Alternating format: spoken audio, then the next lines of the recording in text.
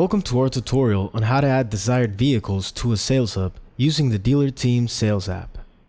In this video, we'll guide you through the process of adding desired vehicles and setting a primary desired vehicle. Open the DealerTeam sales app and click on the Sales Hub tab. Click on the lead name to open the Sales Hub record. Click Add located under the Vehicle tab. You can use the Vehicle Inventory and Vehicle Master lookup fields to find known items by name and description. Or enter year, make, model, and trim level in the Search Vehicle Inventory to return possible matches. Click Select to set the desired vehicle and then click Save.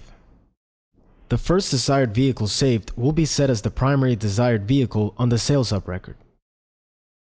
You can add multiple desired vehicles to one Sales Hub. The quick action buttons make it easy to undo your primary desired vehicle, set a primary desired vehicle, and delete desired vehicles.